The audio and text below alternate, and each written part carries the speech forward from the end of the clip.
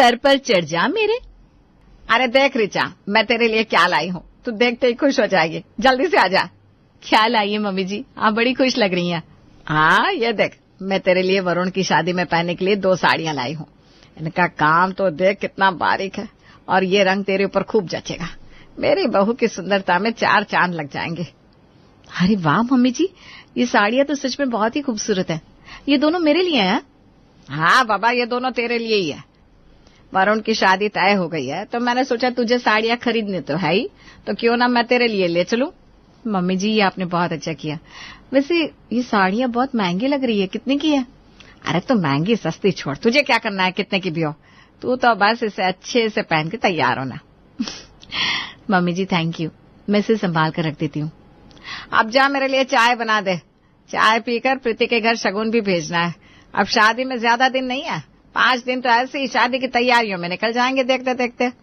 जी mummy जी, अभी चाय बनाती हूँ। रीचा किचन में गई और थोड़ी देर में शकुंतला के लिए चाय बनाकर ले आई। शकुंतला चाय पीकर रीचा के साथ शादी के कामों में लग गई। शादी की तैयारी जल्दी जल्दी खत्म जो करनी थी। उनके छोटे बेटे वरुण की शादी को अब सिर्फ 5 दिन रह गए थे, तभी तरण और वरुण ऑफिस से आ गए। अरे मम्मी क्या चल रहा है, आप बड़ी बिजी लग रही हैं। बस बेटा, शादी में जो कपड़े और गहने प्रीति बहू को चढ़ाने वो सब रीचा को दिखा कर रख रही थी। रीचा को जो अच्छा लगे वही दूंगी प्रीति को।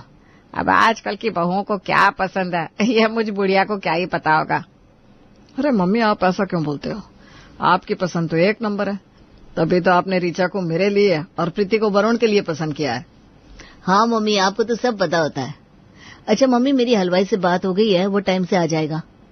ये तूने बहुत अच्छा किया बेटा। तरन, तेरी बात हो गई ना पंडित जी से? हाँ मम्मी, मैंने रीचा से कह तो दिया था पंडित जी को बोलने के लिए। आप चिंता मत कीजिए मम्मी जी, मैंने सब कर दिया है जैसा आपने कहा था, सब कुछ बिल्कुल वैसा ही किया है। हाय मेरी बहू कितनी गुणी है, मेरे तो भाग ही खुल गए। जीती रहो बहू। चलिए अब आप लोग फ्रेश हो जाइए, तब तक मैं खाना लगा देती हूँ। हाँ भाभी, जल्दी से खाना लगाइए, बहुत भूख लगी है। रीचा ने सबके लिए खाना लगा दिया। सबने रात का खाना खाया और अपने अपने कमरे में जाकर सो गए।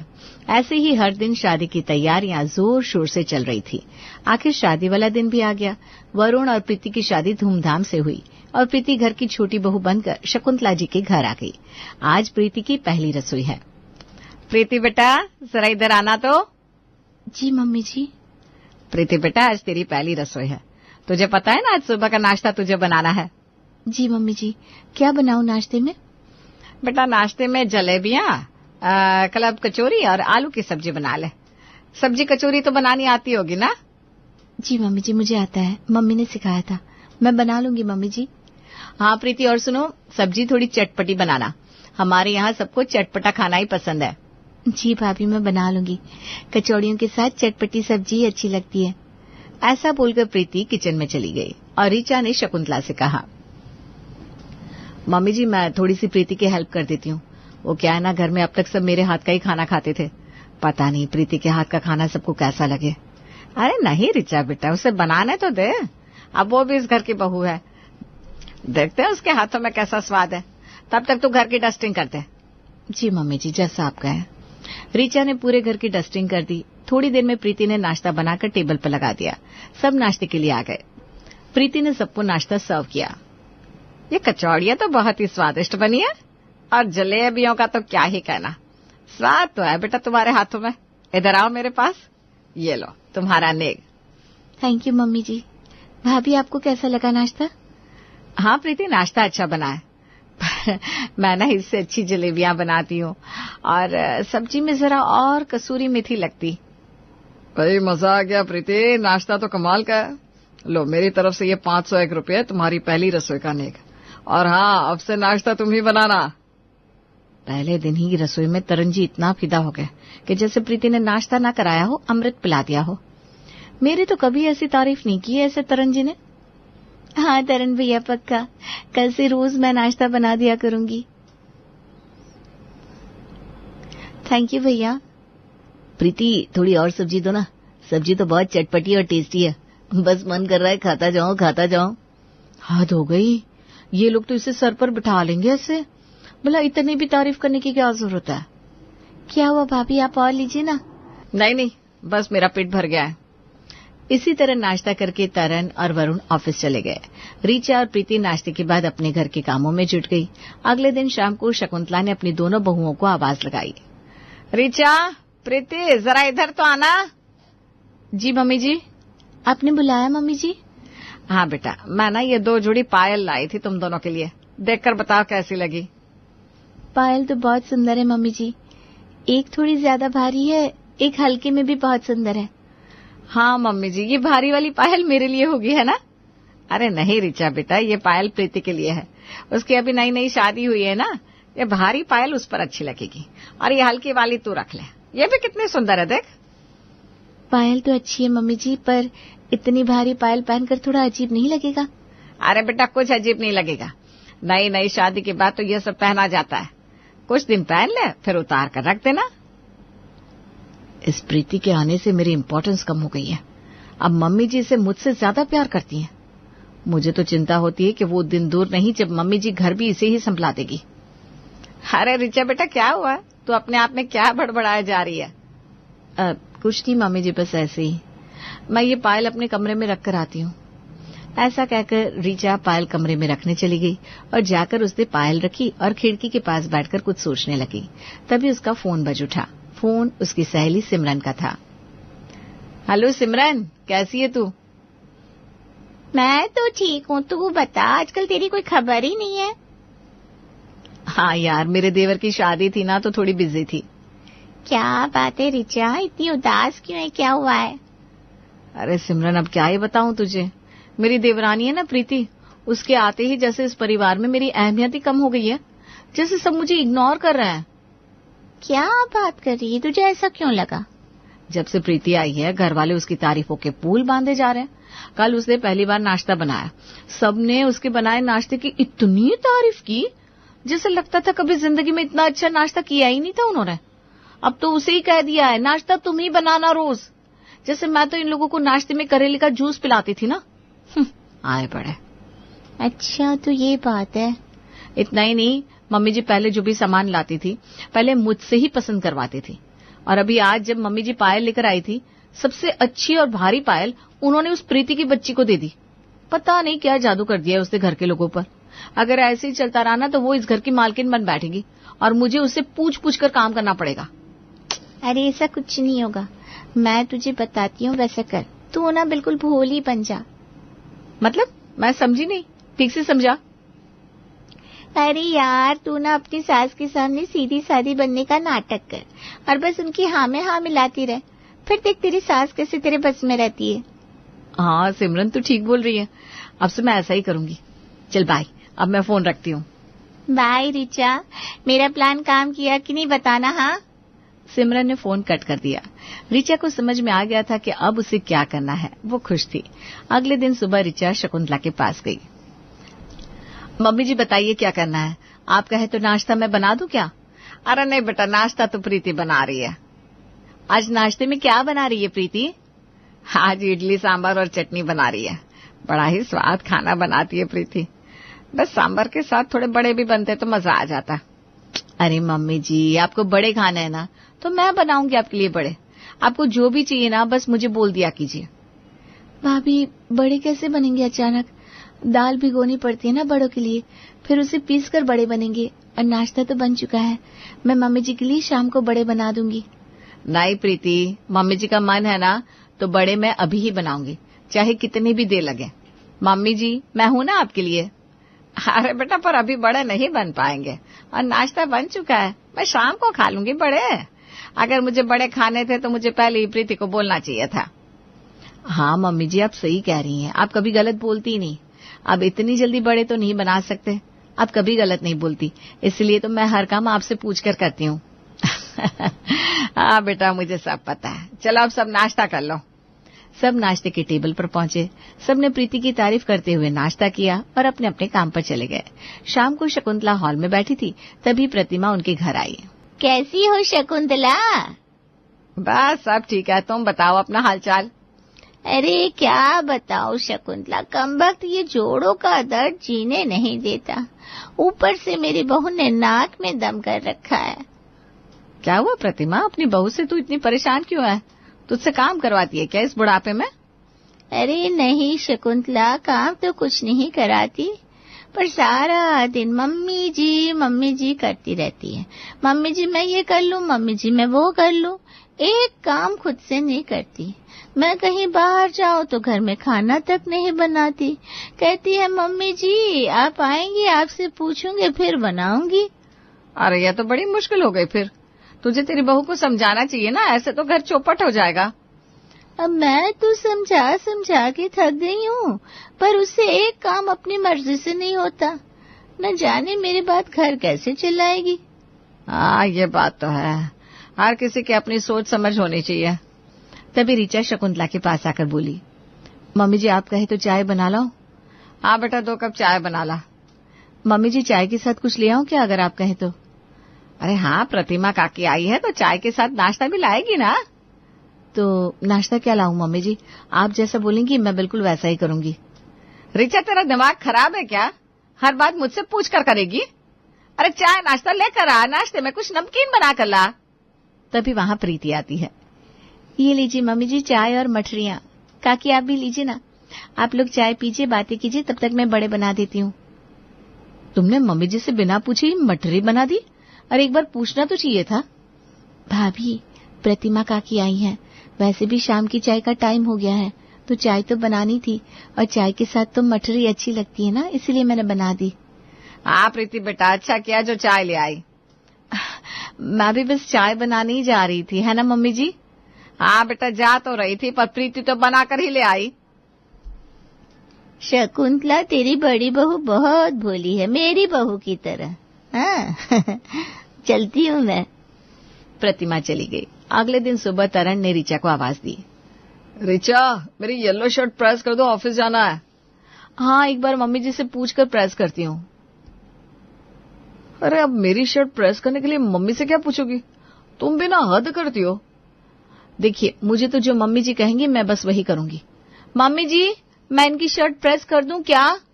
हाँ बेटा, तरण को शर्ट चाहिए तो प्रेस करके तो देनी होगी ना। जी मम्मी जी अभी कर देती हूँ। हे भगवान, ये ऋचा को क्या हो गया पता नहीं, प्रभु इसे सद्बुद्धि दे। इसी तरह ऋचा हर काम शकुंतला से पूछकर किया करती और उनकी हाँ में हाँ मिलाती। एक दिन शकुंतला ने ऋचा और प्रीति को बुलाया। आज तुम दोनों बाजार चली जाओ, घर का कुछ सामान लाना है। प्रीति तुम सब्जियां ले आओ और ऋचा तुम घर का राशन लेती आओ। ये लो पैसे। शकुंतला ने दोनों को पैसे दे दिए। जी मम्मी जी मैं अभी जाकर सब्जियां ले आती हूँ। आपको कोई खास सब्जी खाने का मन हो तो बता दीजिए, मैं लेती आऊंगी और आज शाम को बना दूंगी। अरे नहीं बेटा, ऐसा कुछ खास तो नहीं है, बस घर की जरूरत के हिसाब से ले आना। ठीक है मम्मी जी। प्रीति बाजार चली गई। तभी ऋचा ने शकुंतला से कहा, मम्मी जी आप सामान की लिस्ट बना देती तो मैं सामान ले आती। बेटा मैं कहाँ किचन में रहती हूँ, किचन तो तुम दोनों देखती हो ना, तो तुम्हें ही पता होगा क्या क्या लाना है। फिर भी मम्मी जी आप समझदार हैं, बड़ी हैं, आप बताएंगी तो अच्छा होगा। मैं तो सब कुछ आपसे पूछ कर ही करती हूँ। अच्छा बेटा चलो किचन में, मैं ही देख कर बताती हूँ। एक काम कर, मूंग की दाल, चावल, चीनी और घी ये देख ले और बताती हूँ देख कर। मम्मी जी ये सामान कितने कितने किलो लाना है ये भी बता दीजिए। मुझे तो आप जैसे बताएंगी मैं वैसे ही कर लूंगी। अरे जरूरत के हिसाब से ले आना। नहीं नहीं मम्मी जी आप बताइए ना, मैं वैसे ही ले आऊंगी। अब मैं प्रीति की तरह तो हूं नहीं कि अपनी मनमानी करूं। उसने तो आपसे ये तक नहीं पूछा कि क्या सब्जियां लानी है, बस बैग उठाकर सीधे बाजार चली गई। इतनी देर में प्रीति सब्जी लेकर आ भी जाती है। ऋचा को सामान लिखता देखकर कहती है, अरे भाभी आप अभी तक सामान लाने नहीं गई? मैं तो सब्जियां और फल ले भी आई। मैं तो मम्मी जी से पूछ पूछ कर एक एक सामान लिख रही हूँ, फिर लेने जाऊंगी। मैं हर काम उनसे पूछ कर करती हूँ। हाँ ये तो है, ऋचा कुछ भी अपने मन से नहीं कर पाती। प्रीति बेटा तू ठीक से ले आई ना सब्जियां? हाँ मम्मी जी, मैंने प्याज, टमाटर, अदरक, हरी मिर्च, धनिया पत्ती और हरी सब्जियां में लौकी, शिमला मिर्च, कद्दू ये सब ले लिया है। थोड़े फल भी ले आई हूँ। अरे वाह, सब्जियां और फल तो सही तरीके से ले आई बेटा तू। पर पैसे कुछ बचे या सारे खर्च हो गए? मैंने पूरे 70 रुपये बचाए हैं। सब्जियां भी ठीक से मोल भाव करके लेती हूँ। अरे आजकल ये सब्जी वाले ना 4 पैसे बढ़ाकर ही बोलते हैं, तो उनसे बार्गेनिंग तो करनी पड़ती है। आखिर हमारे यहाँ भी मेहनत की कमाई तो आती है। शाबाश बेटा, तू तो पक्की गृहिणी है। हर गृहिणी को सही तरीके से घर चलाना और पैसे खर्च करना आना ही चाहिए। आज से मैं तुझे इस घर का भार सौंपती हूँ। ये ले 40,000 रुपए, अब इसमें तुझे पूरा महीना चलाना है। जी मम्मी जी, मैं आपकी उम्मीदों पे खरा उतरने की पूरी कोशिश करूंगी। ये क्या मम्मी जी, मैं आपकी सारी बातें मानती थी, आपके पीछे पीछे रहती थी, आप जो कहते मेरे लिए लोहे की लकीर थी, फिर भी आपने इस कल की आई प्रीति के हाथों में घर सौंप दिया। क्यों मम्मी जी, आखिर क्यों? वो इसलिए रिचा बेटा क्योंकि तू बहुत भोली है और तू तो मेरे बिना एक कदम भी नहीं चल सकती। तू घर कैसे चलाती? पर मम्मी जी, मुझे एक मौका तो देती आप। मैंने ये सामान लाने वाली बात तुम दोनों को परखने के लिए ही कही थी। अब देख, प्रीति ने अपनी समझ से कितना सही बाजार किया, थोड़े पैसे बचा कर भी लाई, और तुम मुझसे पूछकर सामान लिख रही हो। बेटा, घर संभालते टाइम बहुत सी चीजें खुद से करनी पड़ती है, और तुम तो कोई भी डिसीजन मेरे बगैर ले नहीं सकती। तुम बहुत सीधी हो, इसके लिए प्रीति ठीक है। कोई बात नहीं भाभी, ये घर हम दोनों मिलकर संभालेंगे। मुझे तुम्हारे एहसान की जरूरत नहीं है, घर तुम ही संभालो, मैं जैसी हूँ वैसी ठीक हूँ। ऐसा कहकर रिचा अपने कमरे में चली गई। मम्मी जी, भाभी तो इस बात से बहुत नाराज हो गई। अरे उसे समझना चाहिए ना, जो जिस चीज के लायक होता है उसे वही काम सौंपा जाता है। उसकी नाराजगी की वजह से मैं ये घर उसके हाथों में तो नहीं दे सकती। मुझे पूरा भरोसा है कि तू ये घर अच्छे से संभालेगी और बचत भी करेगी। हाँ मम्मी जी, मैं आपको एक काबिल गृहिणी बनकर दिखाऊंगी। आपको अपनी बहू पे गर्व होगा। मैं बचत किए हुए पैसे आपको दे दिया करूंगी, जिसे जमा करके आप घर का कोई सामान ले आइएगा। हाँ बेटा, यही सही रहेगा। अब जाकर तू ही राशन ले आ। आज रिचा गुस्से में ही रहेगी शायद, पर धीरे धीरे उसे भी समझ में आ जाएगा। प्रीति ने शकुंतला से पैसे लिए और राशन लाने चली गई। इसी तरह चापलूसी करके रिचा को कुछ नहीं मिला और प्रीति ने अपनी समझ से अपने घर में अपनी जगह बना ली थी। प्रिया की शादी हो रही है और वो रो रही है क्योंकि अब उसकी विदाई होने वाली है। तभी बुआ, उठो ना बुआ। अरे क्या गोलू, सपने में भी मेरी शादी में अड़चन डाल रहा है। अरे बुआ उठो ना, मुझे स्कूल जाना है। तेरे पापा कहाँ हैं? अरे वो तो आज जल्दी ऑफिस चले गए। पापा ने कहा बुआ को बोलना, वो तुझे छोड़ देंगी। वैसे भी वो फ्री तो है। ऐसा कहा तेरे पापा ने? मैं फ्री हूँ? अरे मेरी भी जॉब है, मैं भी ऑफिस जाती हूँ। शादी नहीं हुई इसका मतलब मैं फ्री होगी? रुक जा, आने दे तेरे पापा को रात को। खैर नहीं उसकी। वो सब बाद में कर लेना, आपका तो सालों से चल रहा है। अब मुझे स्कूल छोड़ तो चलो ना। हाँ चल, पहले तुझे स्कूल छोड़ देती हूँ। प्रिया अपने भतीजे को स्कूल छोड़ने जाती है, जहाँ उसे स्कूल की एक पुरानी दोस्त मिल जाती है। अरे प्रिया, तुम यहाँ? अरे काजल, कैसी हो तुम? कितने वक्त बाद मिल रहे हैं हम। यहाँ कैसे? बस तुम्हारी तरह अपनी बेटी को स्कूल छोड़ने आई थी।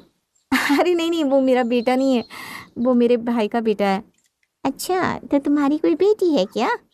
नहीं, मेरी अभी तक शादी नहीं हुई है काजल। क्या? तुम्हारी अभी तक शादी नहीं हुई? लेकिन तुम्हारा भाई तो तुमसे छोटा है ना, उसका बेटा भी है, और तुमने अभी तक शादी क्यों नहीं की? बस कोई लड़का समझ में नहीं आ रहा। प्रिया, हमारी क्लास में सबकी शादी होगी, सबके बच्चे भी हैं, किसी के दो हैं। तुम्हें नहीं लगता तुमने कुछ ज्यादा ही देरी कर दी है?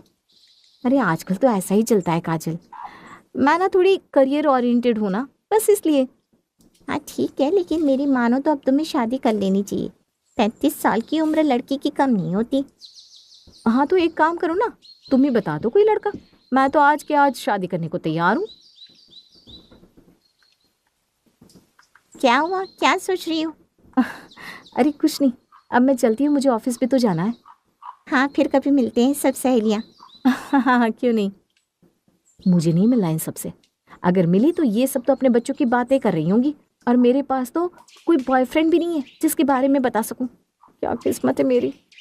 प्रिया की उम्र 33 साल थी, लेकिन अभी तक उसकी शादी नहीं हुई थी, और इस वजह से उसे हर जगह इसी बात को लेकर ज्ञान सुनना पड़ता था।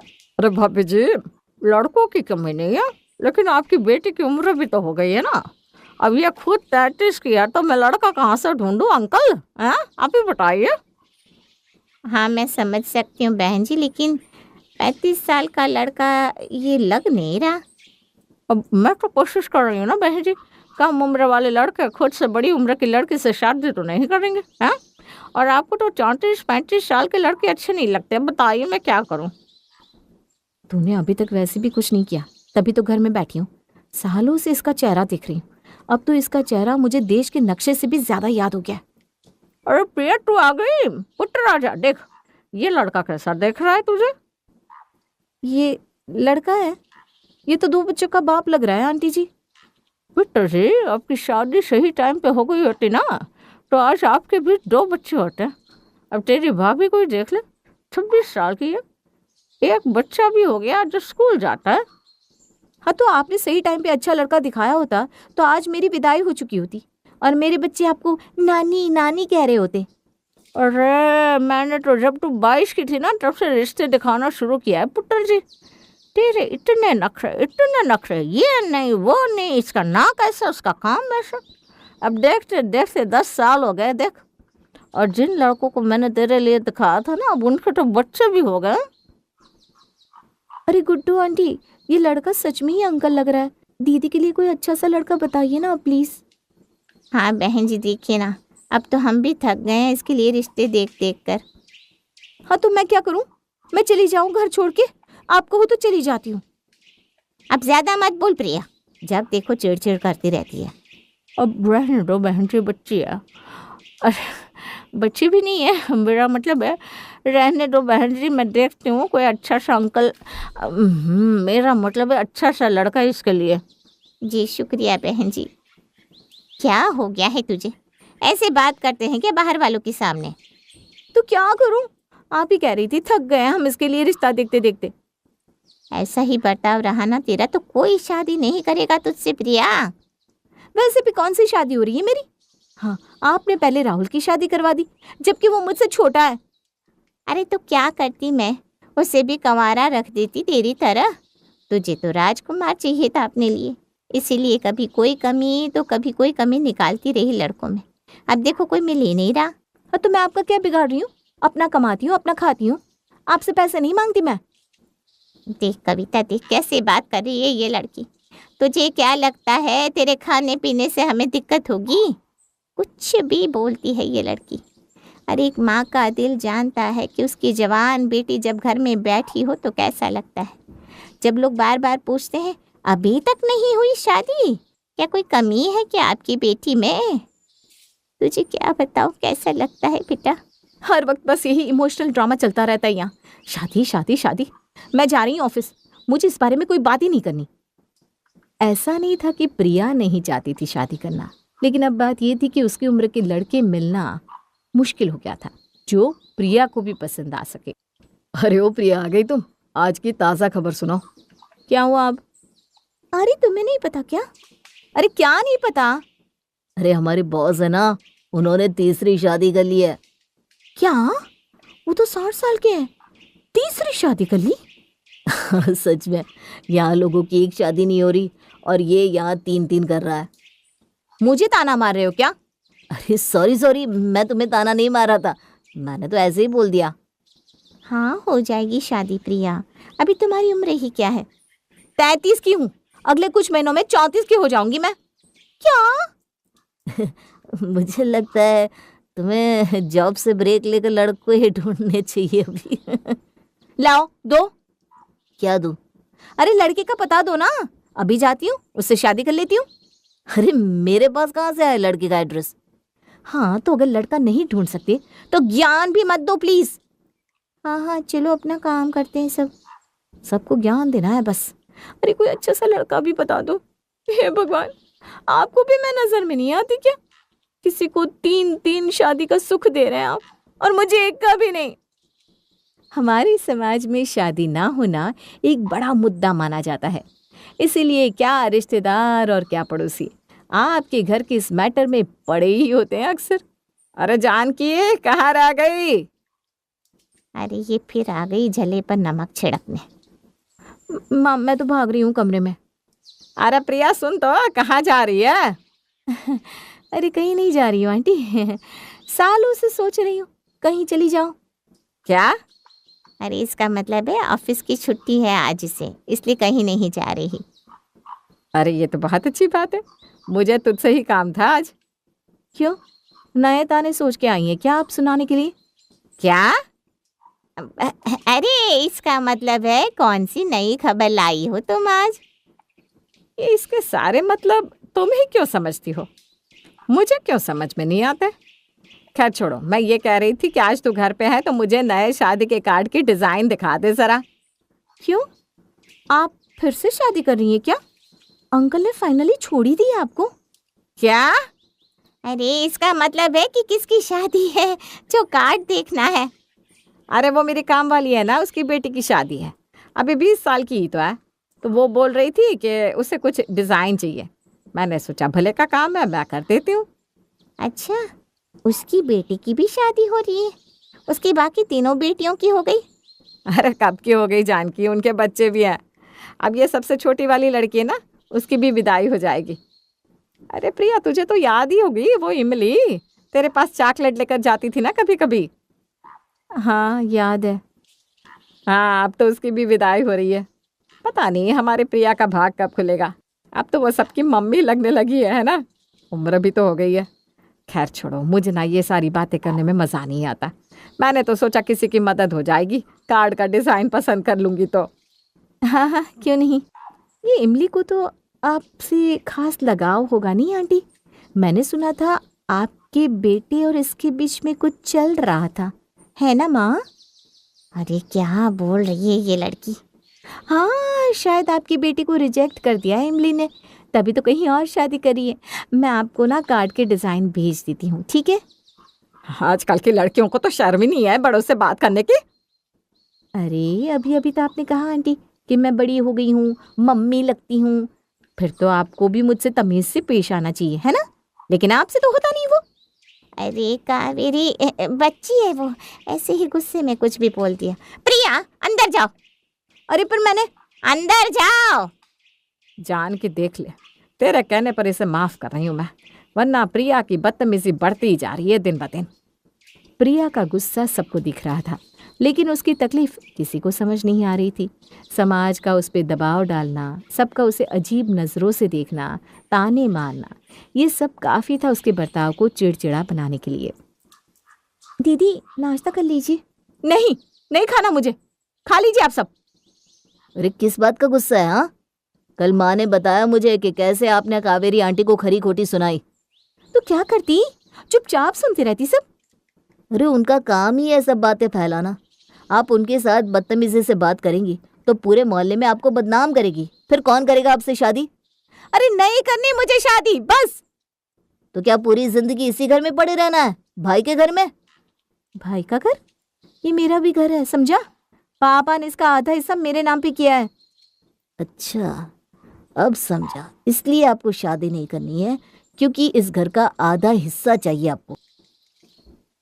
तू पागल हो गया क्या? क्या बातें कर रहा है? पहले आपके लिए इतने रिश्ते आते थे, फिर भी आपको नखरे थे। अब देखो, कंवारी बड़ी बहन घर में बैठी है, क्या क्या बोलते हैं लोग। हाँ, तुझे तो बड़ी चिंता है अपनी बड़ी बहन की, तो तू ही करवा दे शादी फिर। मेरे हाथ में होता ना तो कब की करवा देता। मैंने तो कहा था उस मल्होत्रा से कर लो शादी। उस मल्होत्रा से? उसकी शादी पहले से ही टूटी हुई है, एक बच्चा है उसका। तू चाहता है कि मैं उससे शादी करूं? दीदी, आपकी जितनी उम्र है ना, अब आपको कोई राजकुमार नहीं मिलने वाला जिसके आप सपने देख रही हैं। मेरी मानो तो अब ऐसे ही रिश्ते आने वाले हैं आपके लिए। अरे अब बस भी करो तुम दोनों। अब सुन रही है ना माँ ये क्या कह रहा है? अरे सुना मैंने सब, उसकी गलती नहीं है। सारा दिन ताना सुन सुनकर उसका दिमाग खराब हो गया है बस। आप सबका दिमाग खराब हो रहा है। जरा मेरी सोचिए, लोग मुझे क्या क्या कहते हैं कि तेरे छोटे भाई ने तो शादी कर ली, बच्चा भी हो गया, कहीं तुझ में कोई कमी तो नहीं है। इसके भाई को तो इसकी पड़ी नहीं, खुद का संसार बसा के बैठा है। ऐसे ऐसे ताने मैं रोज सुनती हूँ, लेकिन आज तक मैंने तुझसे कभी नहीं कहा कि तूने पहले शादी क्यों की। कहा कभी? लेकिन तुम सब भी अब मुझसे तंग आ गए हो, मैं जानती हूँ।